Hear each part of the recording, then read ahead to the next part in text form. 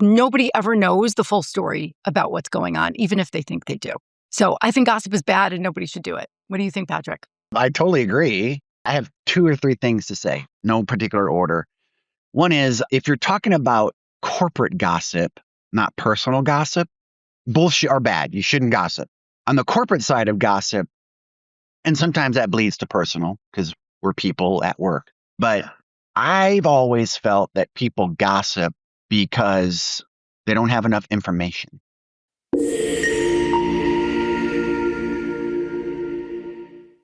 Hey, everyone. We are back, and we've so enjoyed the running through those lists of how to win in corporate life that we've decided to tackle a few other ones.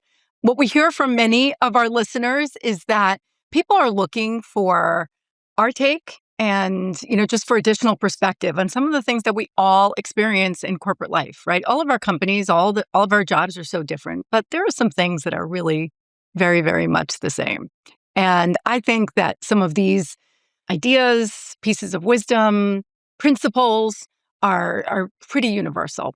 So we're going to tackle a few more of them today for you. And we're curious to hear your feedback. Do you agree with us? Do you disagree with us? Do you have different insights? Is there anything missing from the list that you think should be on it? Let us know. I get some interesting text messages from people like after they listen to it.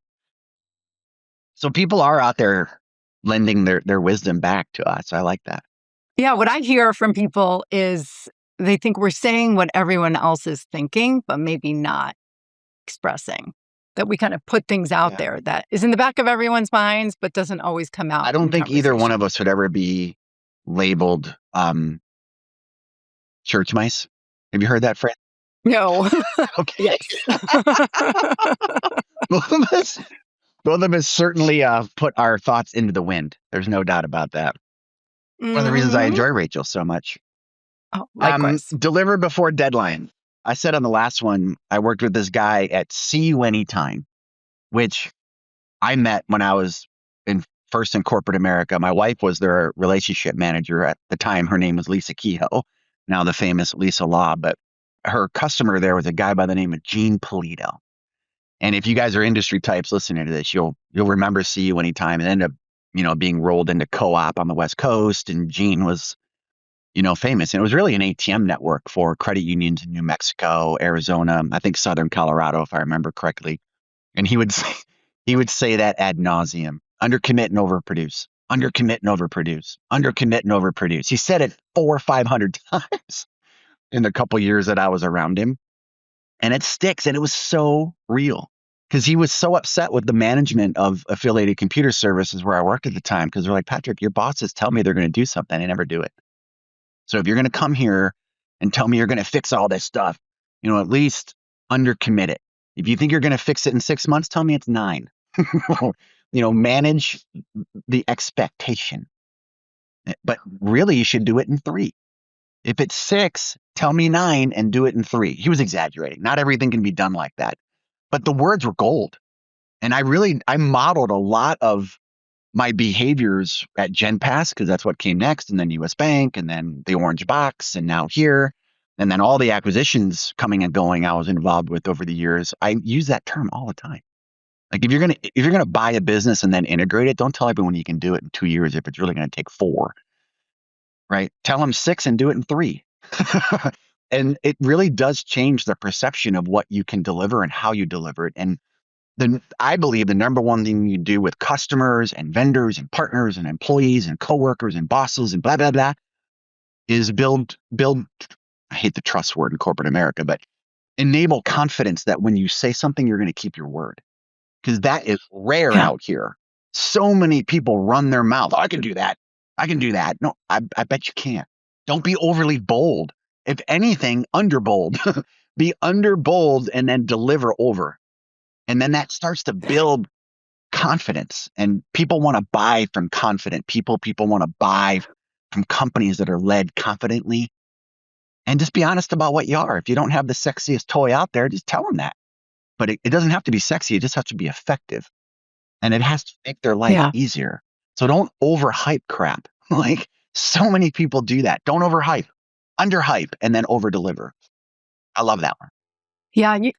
I love it too. And I've seen it taken to a little bit of an unhealthy extreme where it becomes a game. Like there's someone in my family who shall remain nameless, but who never shows up on time to anything in the family, if it's a family party or an event or something like that. So what some people in the family started to do was tell them that whatever it is was beginning 30 minutes earlier, thinking that they would show up late, but they'd actually be on time. And ha ha ha, joke's on you. And I think sometimes that becomes a little bit of a game in corporate America where they're like, "Ooh, I don't want to disappoint the boss, or I want to get a bigger win. So I'm just going to underinflate whatever it is we're trying to do. And then I'll get way more credit because they're going to think I performed a miracle." And I think that the word that you said, which is be honest about what you can do, is really what's critical here. Because when somebody says, "Oh, sure, yeah, I can do that in 2 weeks," if you're listening to it as a leader or somebody with more experience and you're thinking, "Oh, that just doesn't sound realistic," right? It's because they haven't thought through or anticipated or imagined what actually needs to happen, because then they would probably know that it's not possible to do it in that time. And so I would encourage, rather than make it a game of just shaving off, time or padding more time just to make yourself seem like the hero later on, to be more realistic and to have a more thoughtful perspective on how long will it actually take to get something done before you make a commitment. Yeah, I certainly wasn't advocating bullshitting No, extended no, no, no. But timeframes. that's what It happens, is what right? happens. And there's some opposites. Like I've been in technology for so long, and you don't want me coding. I just understand it very clearly. It's an odd, weird thing that I've found ways to monetize in my career. But the technology people I've worked with in the past, who several of them are still my friends and I love them dearly, love to inflate dev hours. It's going to take me 9 million hours to build this, Patrick. No, it'll probably take you 3. And they're like, no, I need 9 because of this and this and this. Well, you're not just saying a number. That number has math associated with it. That's very expensive. How many projects don't get done because the math is inflated because someone's protecting their backside from a timeline perspective? We're both kind of touching on that. And I know I'm picking on development. Everyone's got a version of this. Like, what if you're John Deere? What if you work at John Deere and you're making a tractor? Well, John Deere's CEO, it's going to take me 9 years to develop that tractor and build it. No, it's going to take you 2. Well, how many projects get shelved because the CEO or whoever believed the 9 years? Oh, we can't afford that. And then Mm, you miss an opportunity. So Rachel's dead on. yeah. Don't extend it to extend it. Just be smart. Like so many, I've been in, this is a stupid thing I'm saying out loud because it sounds so odd. Because I'm like 13 emotionally, mentally some days. So it's hard for me to say things like, in my extended career, I don't even want to say the number. I've had thousands of these conversations, but I've had thousands of conversations with customers, vendors, partners, in person, over conference calls, on video. Somewhere along the way, courageousness didn't become a key ally to someone's career briefcase. To look a customer in the face and say, no, we can't. That doesn't make you weak. I have found that customers or whoever you're dealing with, vendors, whoever, appreciate the honesty. They may not like it in the moment, but don't make people have to think too much about where you stand.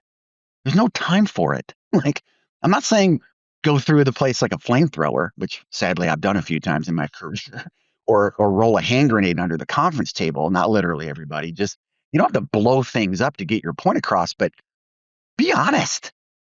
Don't set an expectation with a group of people or a person or a company or a partner or whatever in your life that just to make them feel good in the moment or get out of a room easier. Oh, thank God we're not in there anymore.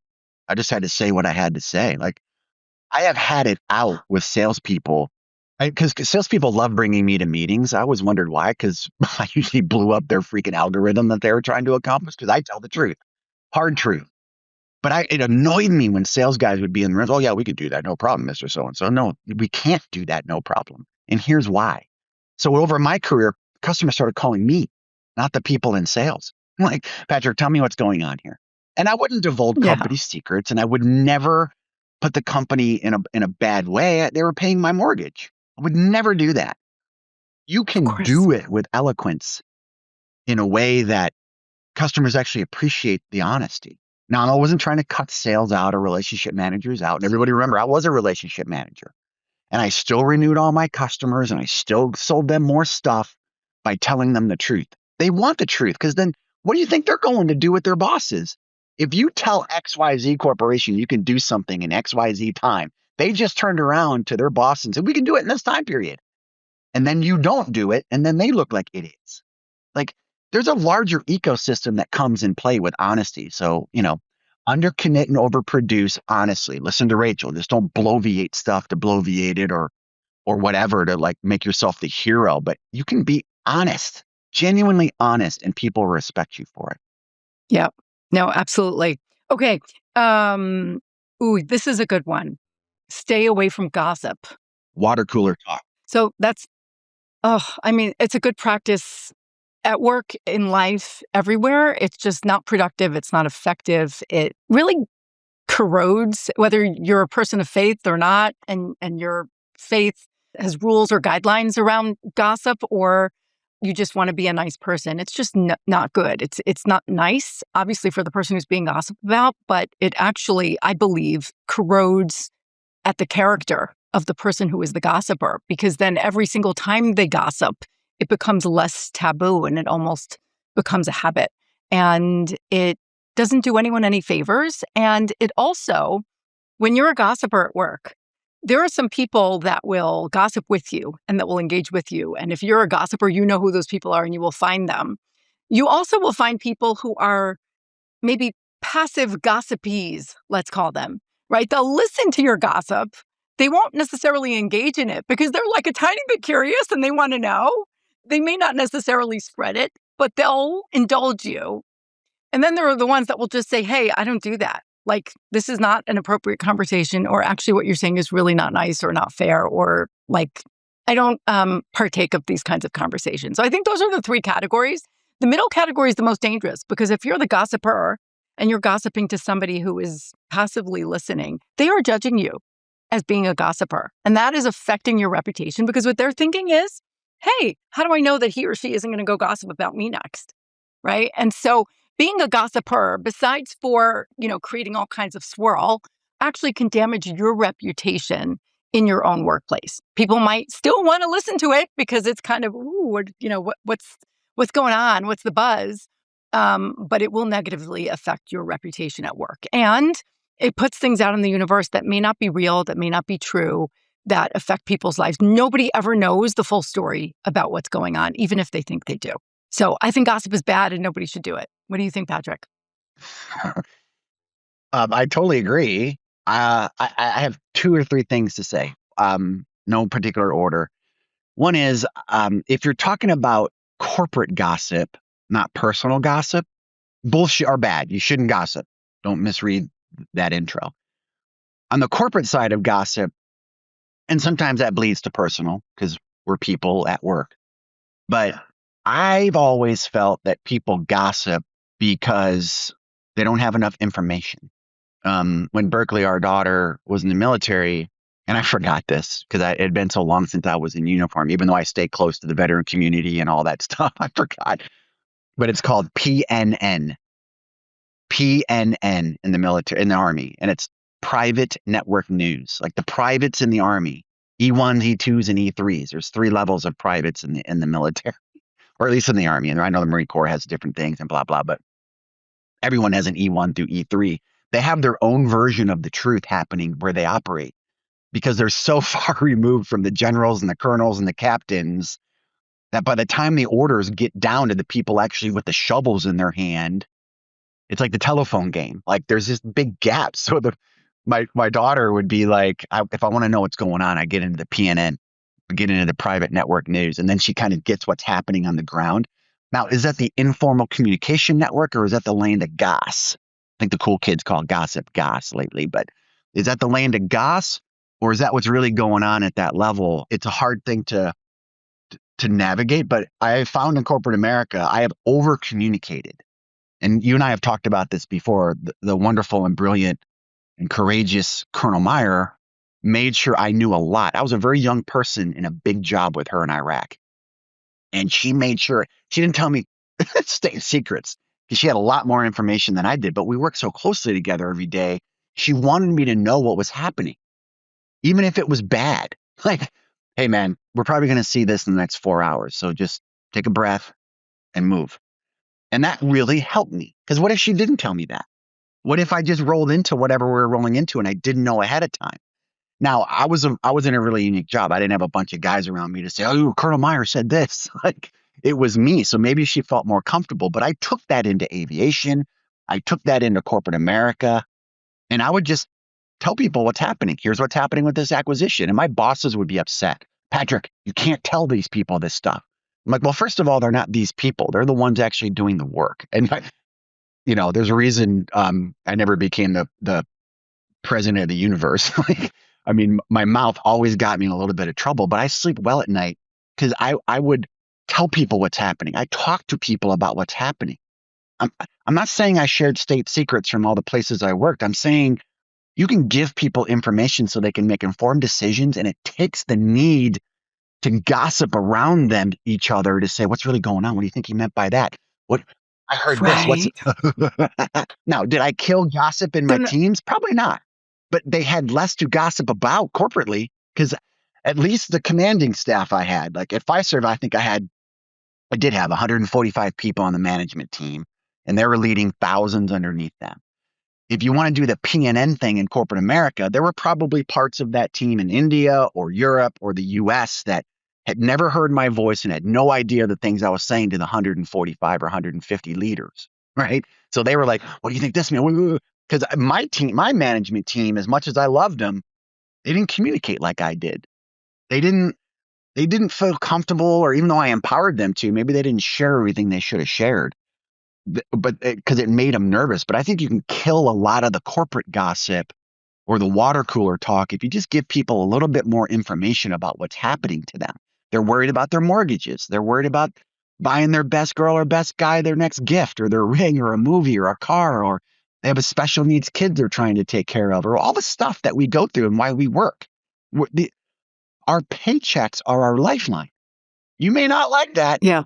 Maybe if you listen to podcasts, maybe you're living in a tent on the side of a hill somewhere because you checked out and you don't care about paying bills. Well, a lot of the world has to pay bills and they're worried about it. And look at the world today. Oracle laid off 30,000 people last week in an email. You don't think everybody who tracked that in the universe isn't looking around their office saying, is that going to happen to me? And it's okay for them to be nervous. They're trying to care for themselves and their families, the people they love the most. So giving them a little more information, I don't think is a bad thing. On the second thing I wanted to say, I'll skip the third. The second thing I wanted to say, I think as humans, it's natural for us to do the goss. I think we're just naturally curious beings. And did you see Johnny and Jenny went to lunch together? Like, and look, I married a coworker. And Lisa and I thought we were the smartest people on the planet at ACS. No one knew we were dating. Nobody No one knew. The whole world freaking knew. The whole world knew. I can't imagine what people were saying if she and I walked out to the parking lot together. And it's not like we were doing, what is that acronym about public? PDA. PDA. We weren't doing PDA in the parking lot. Thank you, Rachel. You're so in the know. We aren't doing PDA in the parking lot, but people's brains are looking for pizza to chew on. Yeah. Personal pizza. They're filling in the filling in the blanks. blank. They're filling in the blanks. So you have a choice. You could completely go dead in your environment, and then no one has anything to talk about other than the fact that you're just walking around dead. Or you can continue to choose your life, and it's up to people if they want to run their mouth. So I guess I would say either don't give them something to chew on, or give them the things you want them to chew on. Like, there's a choice here. You can't treat people like mushrooms. I love asking people this. Rachel, do you remember how you grow a mushroom? I You don't. put it in a I know you put it in told a me dark before. space and cover it in shit. There's no better way to kill gossiping than don't treat people like mushrooms. Treat them like a flower in the sun. Give it sunlight. Yeah, That's all I have it's to say true. about What do they say? Sunlight is the best it. Sunlight is the disinfectant. best disinfectant. Yes, ma'am. So practical, tactical takeaway. If you're a leader, fill in the blanks. Don't leave people wondering, because they will make up stories if you don't tell them what's really going on. And people will sense it. Even if you think nobody knows what goes on, they will sense it. They'll fill in the blanks. If you are an individual, or if you're a leader also and you've got something going on in your life and it's taking you away from your work, maybe you're not as responsive, maybe you're a little bit more on edge, maybe you're, not as patient as always, because there's something going on. There's a health issue, there's a family thing. You don't need to share every detail of your personal life with people. And if it's something personal, you can keep it personal and private. But letting people know that something's going on will prevent them from imagining what else it could be. And in my experience, what people imagine is always worse than what actually is happening because people's imaginations are really powerful. It's the So unknown. if there's something going on, it's the unknown. And so if there's something going on, tell your team, say, hey, I know I haven't been myself the past couple of days. There's something going on. It's personal. Don't worry. Everything's going to be fine. But, just, go easy on me a little bit, or I might need a little extra space over the next week or month or something like that. Let people know. And hopefully you work in an environment where people will be kind. Amen. Yeah. Bye, guys. Thanks for tuning in to Leadership and Motivation Unleashed. If you enjoyed today's episode, please leave us a rating and review. It only takes 1 minute and it helps the show grow and reach more leaders like you in search of advice and motivation. Don't forget to subscribe so you never miss an episode. Please remember to share with your friends and family and coworkers, mentors, trusted advisors. This show is for everybody. See you next time.